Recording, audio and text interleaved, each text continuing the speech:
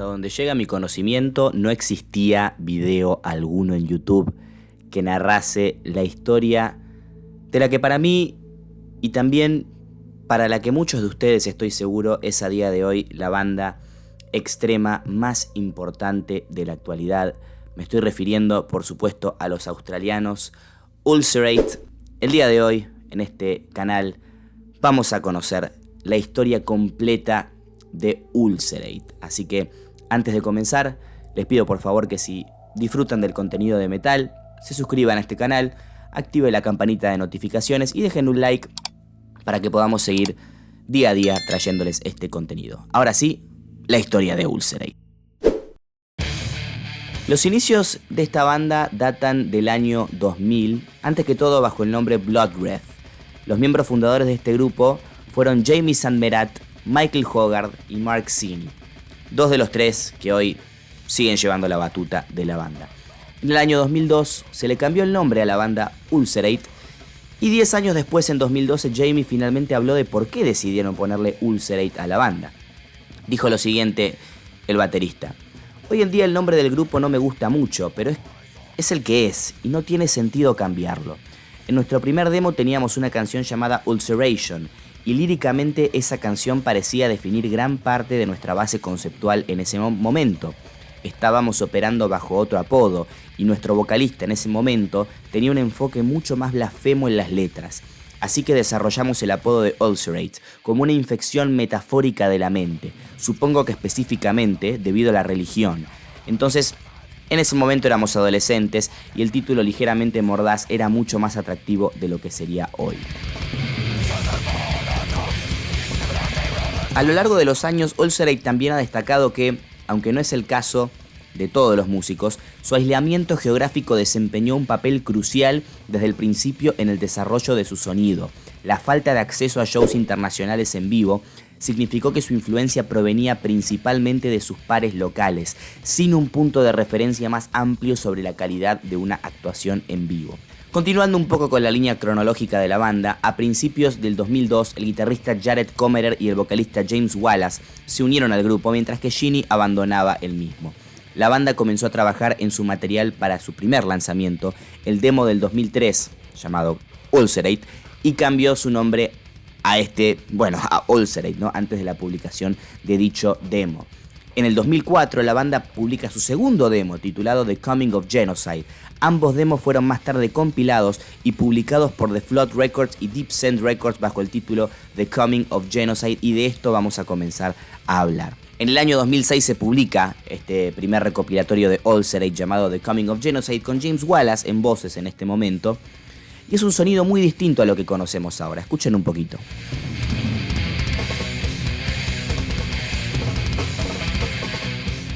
De todas maneras, ya impacta muy fuerte la calidad sonora que manejaba ULCERATE, ya que esto se trata de un demo producido de manera independiente. Las baterías son muy nítidas, las guitarras muy precisas, el bajo muy marcado.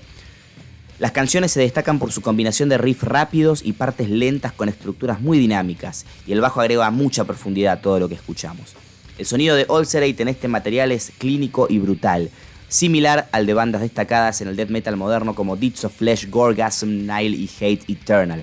Su música ofrece una mezcla efectiva de tecnicidad y melodía, con cambios inesperados en el tiempo que mantienen la energía y el impacto.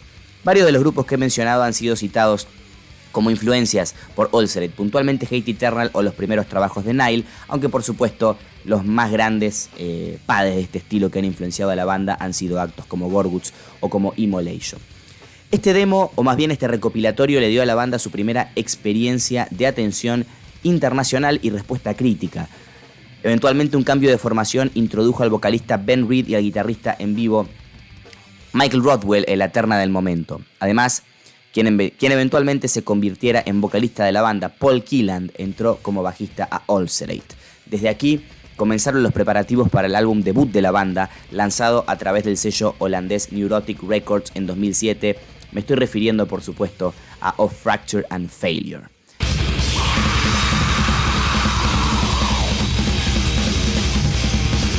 Para este disco de 2007 contaríamos con Ben Reed en las voces. Nos estamos refiriendo a un álbum totalmente demencial en cuanto a sus composiciones, con un ataque inclemente voces un poco más high pitch que en álbumes posteriores e incluso que en el demo ya mencionado. El disco va a las chapas todo el rato, ¿no? Y la banda, curiosamente, con el paso del tiempo también, tildó la relación con Neurotic Records como una relación parasitaria, ¿sí? En este disco no van a escuchar el Ulcerate que escuchamos en Caught in the Throat of God, por ejemplo. Van a escuchar un Ulcerate mucho más centrado en la brutalidad, en la inclemencia, en lo técnico y centrándose justamente, no sé ya llamarlo metal adolescente, además se tocaban como la concha de su madre, ¿no? Pero en todo el tiempo estar demostrando que podían ser más picantes, más agresivos, más técnicos. Y creo que Fracture and Failure es un disco que, con las dinámicas justas, por supuesto, que lo vuelve algo muy profesional, va un poco por ese estilo, ¿no? Para esta época también Ulcerate estaba empezando a tener muchas dudas porque los lineups no duraban mucho, eran bastante inestables. El baterista de la banda comentó en relación a esto: el guitarrista Mike Hogarth y yo empezamos la banda en la escuela y luego tuvimos varias formaciones hasta nuestro primer disco. Trabajamos con el vocalista Ben Reed y el guitarrista Mike Rothwell por un par de años hasta que decidimos separarnos por varios motivos. Lanzamos Everything is Fire, del cual ya vamos a pasar a hablar, con 3 integrantes y luego de eso incorporamos a Oliver Gouter como segunda guitarra.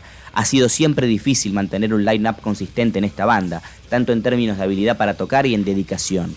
Pero el núcleo compositivo permanece siempre consistente, así que no hay problemas con el control de la calidad o la dirección del grupo. Con A Fracture and Failure la banda pudo girar extensamente por Nueva Zelanda, consiguiendo abrir para bandas tales como Nile, Decapitated, Behemoth, Cannibal Corpse o Deicide, ¿no? Semejantes ejemplos. Sin embargo, en el 2008 Reed y Rothwell dejan la banda y Oliver Gouter fue reclutado como el nuevo guitarrista y bajista de Ulcerate. Ahí fue donde Paul Killan asumió las funciones vocales. El enfoque vocal de Killan devolvió a la banda un estilo vocal más grave y Ulcerate ahí comenzó a grabar, primero a escribir, luego a grabar su segundo álbum de estudio, Everything is Fire.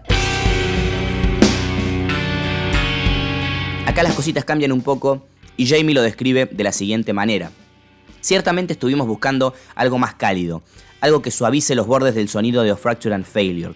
El proceso fue muy simple, porque estuvimos haciendo el seguimiento y la preproducción antes mencionada para cada canción, así que fue solo cuestión de encontrar los tonos apropiados y grabarlos en una performance satisfactoria, sin preocuparnos sobre las estructuras de las canciones. Grabamos la batería en un par de días, las guitarras creo que fueron algo así de 4 días, el bajo y la voz probablemente cosa de 2 días cada uno. Mezclamos y masterizamos todo nosotros, y realmente no hicimos mucho eso de la magia del estudio. Solo buscamos y encontramos espacio para cada instrumento balanceando todo. La mezcla definitivamente no es perfecta, pero está tan balanceada que seguro que los instrumentos no interfieren entre sí.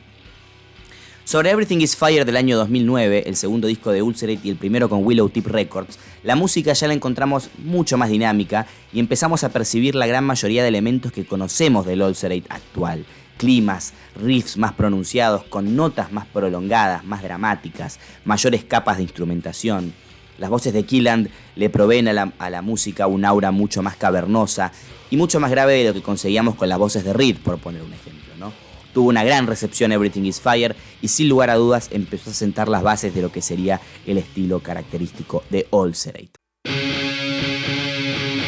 En abril de 2010, Ulcerate anunció que estaba escribiendo canciones para un nuevo álbum. Oliver Gouter se separó de la banda a finales del 2010 y fue reemplazado por William Cleverdon.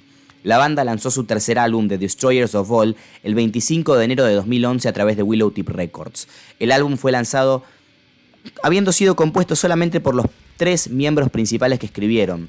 Obviamente son los actuales, ¿no? Y no contó con Oliver Gouter, quien dejó la banda antes de la grabación del álbum.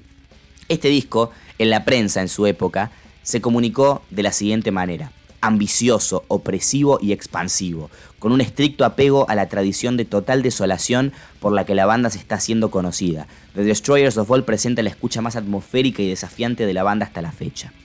Sobre este álbum, yo opino que es un disco un poco más exagerado en sus capas climáticas aún, pero para nada en un mal sentido. El enfoque de Ulcerate en The Destroyers of All muestra una clara evolución desde la intensidad frenética de su primer álbum hacia una mayor atmósfera y una dinámica más amplia en la composición. En el último álbum, en este último disco del que estamos hablando hasta el momento, esta dirección se profundizó con un estilo menos incisivo y una atmósfera más fluida. Temas largos, con mucho desarrollo y enorme atención al detalle, por supuesto. Por la época, las influencias de las bandas ya estaban bastante claras, las influencias de Ulcerate estaban bastante claras, por supuesto. Pero Jamie las reconoció de la siguiente manera: Originalmente, cuando empezamos a encontrar un camino para nosotros mismos, obviamente Immolation y Gorguts realmente nos abrieron los ojos sobre lo que se puede hacer en un contexto de death metal. Pero también bandas como Today is the Day, particularmente In the Eyes of God, los primeros Cryptopsy y los primeros Hate Eternal, influyeron en gran medida en cómo se abordó el trabajo desde el principio. Más tarde Jesus, Sigur Rós, Neurosis, Cult of Luna, etc., jugaron un papel para promover nuevamente lo que se puede hacer con la música de guitarra, pero aún así lograron capturar una pared de ruido que nos ha gustado mucho. Con este álbum la banda logró realizar una gira por Europa para promocionar dicho disco en 2012 y actuaron en muchos países incluyendo Francia, el Reino Unido, Alemania, Italia y Eslovaquia. La banda también realizó una gira por Norteamérica por primera vez en apoyo del álbum en mayo de 2012, incluida una actuación en el afamado Maryland Death Fest. En 2012, ULCERATE firma con Relapse Records y anuncia planes para grabar un nuevo álbum que fue, evidentemente, grabado entre marzo y abril de 2013 en Oakland. En julio, la banda revela que su nuevo álbum se titula Vermius y que sería lanzado el 13 de septiembre de 2013. La palabra Vermius en latín quiere decir gusano. Hasta el momento la más explícita de las evidencias críticas de ULCERATE en sus líricas para con la raza humana. Y lo explican de la siguiente manera. El personaje o persona que hemos visto en nuestras letras, diría yo, está en todos y cada uno de nosotros, mucho más una observación de las debilidades de la naturaleza humana, nuestra arrogancia al elevarnos por encima del resto del reino animal y dentro de nuestra propia especie con racismo, religión, sexismo, y nuestra insignificancia en el gran esquema de las cosas. Yo diría que la arrogancia es definitivamente un problema importante. Nuestro potencial de incompetencia y nuestra incapacidad para reconocer o incluso reconocer dicha incompetencia hasta mucho después del hecho. El tema principal del álbum se centra en la idea de la tiranía y opresión en todas sus formas y en la exploración de este concepto desde todos los ángulos, particularmente a través del dogma, el poder y la manipulación. Así que, para que vean un poquito, recién hablo de las letras de ULCERATE en este momento porque acá es donde yo siento que verdaderamente se ponen muy insanos con las temáticas que tratan. Los invito a ir a la Enciclopedia Metalum, leer un poquito las letras acompañadas del disco, que es, ya vamos a hablar de lo que trae musicalmente hablando, que es muy interesante irlo leyendo a la par. Musicalmente el sonido de Vermius se siente un poco más distante, más alejado, ¿no? Uno se pone los auriculares, lo escucha en su equipo de música y lo va a sentir como todo un poquito más distante. Los momentos sludge están bastante más presentes, el tono de guitarra es un poco más opresivo que en discos anteriores. Si ustedes hacen la comparación van a notar que el tono es diferente, hay mayor uso de feedback incluso como recurso. Tal vez el disco más incómodo de la carrera de ULCERATE, que por más que guarda sus grandes sutilezas, refleja ese aspecto más sencillo de la composición, pero un poco más ofuscante en cuanto a su sonido y aura. Para esta altura la banda realizó una gira por Norteamérica en promoción del álbum en mayo de 2014 con el apoyo del grupo Interarma, alta banda, dicho sea de paso. Incluyó un espectáculo en el famoso bar de rock St. Vitus en la ciudad de Nueva York. Luego realizaron una extensa gira por Europa, nuevamente en apoyo de Vermius, de noviembre a diciembre de 2014. Fueron apoyados por Worm, Solace of Requiem y Gigan. El 27 de junio se anunció el título, la portada del álbum y la lista de canciones de su quinto álbum, llamado Shrines of Paralysis. Esto salió al mercado el 28 de octubre de 2016. Jamie Sandmerat dijo que Shrines of Paralysis es más dinámico que su álbum Vermius de 2013, que tenía un estilo de producción más de pared de sonido. Estamos hablando del Vermius, ¿no? Esto ya es otra cosa. También declaró que Shrines of Paralysis tiene partes individuales más discernibles y que la banda se alejó de la disonancia para hacer música más melódica. En este disco hay una crítica hacia la idolatría y a cómo nos paralizamos como seres humanos ante la presencia de credos de cartón. Tiene mucho de las entregas anteriores, pero el tono de guitarra vuelve un poco a lo que habíamos acostumbrado a escuchar pre-Vermius. No es tan opresor, es un álbum que invita a prestar atención al detalle, con mucho tecnicismo, mucha melodía, disonancia y paciencia. Y hablando de la disonancia, años después en una entrevista, le preguntaron a Jamie por el concepto de metal disonante, y me parece interesante porque él dijo lo siguiente, que a pesar de su historia de crear música tanto disonante como melódica, él no se preocupa por etiquetar su trabajo con términos específicos de composición. A menudo se usa el término disonante de manera inapropiada para describir desafíos a la armonía y al contrapunto. Con este material, que es muy melódico, aunque no de manera clásica, la banda se desentiende de las etiquetas y prefiere que los oyentes juzguen la calidad de la música por sí mismos. A pesar de la disonancia, este grupo admira, como hemos dicho, a otros actos influyentes como Gorguts e Immolation, que han demostrado que la grandeza musical va más allá de las etiquetas y la disonancia. En el año 2020, por supuesto, cayó la pandemia, y también cayó uno de los discos más aclamados de Ulcerate, llamado Stare into Death and Be Still. Nueva Zelanda fue uno de los países, como ustedes sabrán, y si no saben se los comento, que mejor manejó las medidas de precaución durante la pandemia, porque dentro de todo estuvieron relajados en épocas de pandemia. De todos modos, el hecho de salir del país y de turear se vio, por supuesto, totalmente frustrado por la pandemia del coronavirus, por supuesto, ¿no? Pero bueno, vamos a centrarnos en Staring to Death and Be Still de 2020, que fue un álbum muy laureado por los fanáticos y por la crítica. En relación a este disco, Jamie dijo lo siguiente: después de 6 álbumes nos encontramos en una encrucijada en términos de hacia dónde ir desde aquí. Hemos agotado todo lo que podemos decir con un enfoque principalmente disonante y ofuscado. Una y otra vez se hizo evidente que nuestro material más fuerte siempre ha tenido un profundo sentido de melodía. Se decidió desde el principio cambiar el enfoque de las letras para que fueran introspectivas en lugar de críticas, a diferencia de los álbumes anteriores. Temáticamente, las letras exploran el horror de presenciar pasivamente cómo los seres queridos son arrebatados por la muerte, a menudo de una manera completamente tranquila. Y esto lo dice también porque los 3 integrantes de Ulcerate durante estos tiempos, que algunos años atrás habían sufrido pérdidas fuertes en sus familias y en su círculo de amistades. A nivel musical, evidentemente, este es el álbum que más se alinea con lo que escucharemos en la entrega más actual de la banda, que es Caught in the Throat of God, a la cual ya pasaremos en unos instantes. La melodía está presente en todo momento, las afinaciones no son extremadamente graves, de hecho acá Ulcerate afina en re sostenido, ¿no? Los pasajes armónicos son estrictamente melancólicos y es una delicia escuchar cada una de las canciones. Definitivamente, para mi gusto personal, la banda acá continúa creciendo y expandiendo sus sonidos. De todos modos, para mi gusto, lo mejor estaría por venir.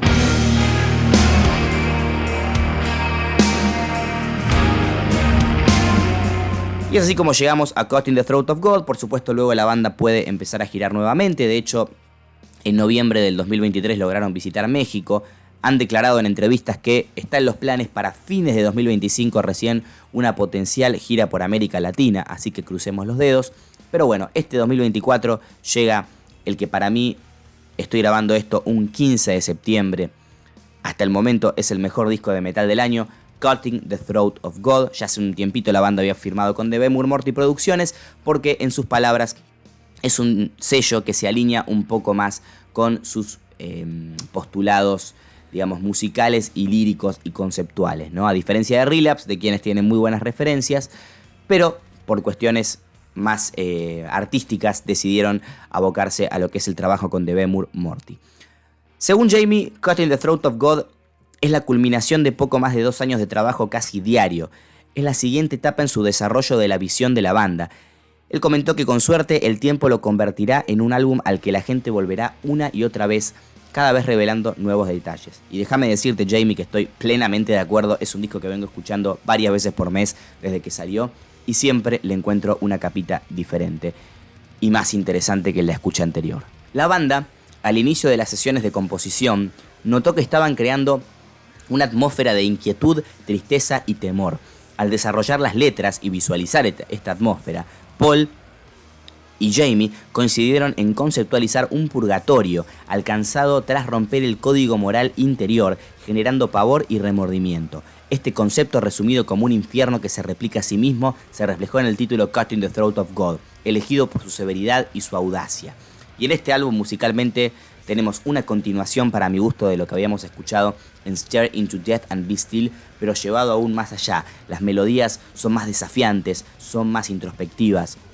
Las estructuras son totalmente libres, pero a su vez muy pensadas. No hay nada librado al azar en Ulcerate, dicho por ellos mismos. Nunca vamos a tener ni un solo detalle librado al azar. Y todas las canciones te transportan y te llevan por viajes que son dinámicos, que son melódicos, que por supuesto son disonantes, pero creo estar de acuerdo también con lo que dice Jamie acá, de que la disonancia hace rato no es el elemento principal de Ulcerate. Es difícil definir la música de Ulcerate y creo que este último disco, al menos hasta la fecha, el 7º en su discografía, al menos en sus álbumes de estudio, ¿no? Es algo tan único, tan de ellos, y finalmente pienso que con estos últimos trabajos, por ahí desde el Shrines, se ha logrado desprender de todas las influencias que anteriormente yo he citado, que incluso han venido de las mismas palabras de Jamie Sanderat, ¿no? Como Immolation, como Gorguts, incluso con las influencias más sludge como Neurosis o Cult of Luna, ¿no es cierto? Lo cual me parece muy, muy interesante. Así que el futuro dirá qué es lo que depara para Ulcerate, para mí una de las bandas más desafiantes de la actualidad, la más importante del metal extremo actual, no a nivel popularidad, sino para mí a nivel de lo que está proponiendo, ¿no es cierto? Así que esperemos, ojalá podamos tenerlos por Latinoamérica muy pronto y habrá que ver con qué nos sorprenden en la próxima oportunidad. Hasta acá llegamos con la historia de Ulcerate de Nueva Zelanda, una de mis bandas favoritas hace muchos años, sé que la de muchos de ustedes también. Si llegaron hasta acá les agradezco muchísimo, saben que se agradece muchísimo también el apoyo a través de los supergracias, permite que podamos seguir trabajando a pleno. Like, comentarios, suscripciones. Ya lo comenté al principio, pero nunca es tarde. Les mando un fuertísimo abrazo, gracias por el apoyo y nos vemos la próxima. Hasta luego, chao.